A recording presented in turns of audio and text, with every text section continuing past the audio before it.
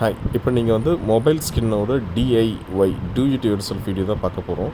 So first நம்ம என்ன பண்ணால் மொபைல் ஃபோனோட பின்னாடி பேனலில் நம்ம வந்து கிளியராக க்ளீன் பண்ணணும். ஸோ க்ளீன் பண்ணுறதுக்கு நாங்கள் வந்து வைப்ஸ் கொடுப்போம்.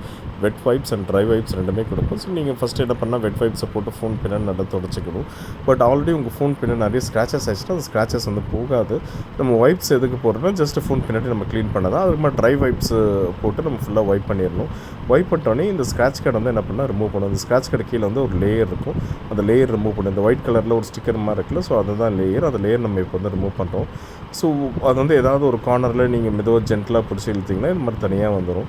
இது மாதிரி தனியாக வந்துட்டாருன்னா கரெக்டாக ஃபோனோட சைஸ் அலைன்மெண்ட் பார்த்து கரெக்டாக வைக்கணும் நம்ம.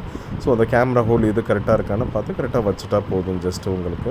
இதில் வந்து கம் வந்து பார்த்திங்கன்னா அதசிவ் கம் வந்து ஹெவியாக இருக்காது, மீடியமாக தான் இருக்கும். இது வந்து ஒரு ப்ரீமியம் கம். அதனால் நம்ம ஜஸ்ட் அது மாதிரி வச்சுட்டு நம்ம ஜஸ்ட் இது மாதிரி தேய்ச்சி விட்டாலே போதும், ஆட்டோமேட்டிக்காக அந்த ஸ்டிக் ஆகிடும். இது எத்தனை டைம் வேணாலும் எடுத்து நம்ம ஒட்டிக்கலாம். இந்த கம் வந்து ரொம்ப ஜாஸ்தி அதசிவ் இருக்காது. இது வந்து ப்ரீமியம் கம்னால் எத்தனை டைம் வேணாலும் நீங்கள் என்ன பண்ணலாம்னா ஆட்டோமேட்டிக்காக இதை எடுத்து ஒட்டிக்கலாம். ஸோ இப்போ உங்கள்கிட்ட ஹேர் ஹீட்டர் அது மாதிரி ஹீட்டர் இருந்துச்சுன்னா ஜஸ்ட் அதுக்கு மேலே நீங்கள் ஹீட் பண்ணால் உங்களுக்கு இன்னும் ஒரு பெட்டர் ஸ்டிக்கிங்கோட எக்ஸ்பீரியன்ஸ் கிடைக்கும். ஸோ அதுக்காக நம்ம ஜஸ்ட் லைட்டாக ஹீட் பண்ணிட்டு சும்மா கையில் துடைக்கிறோம். ஹீட் வந்து பின்னாடி தான் பண்ணோம், அதை லைட்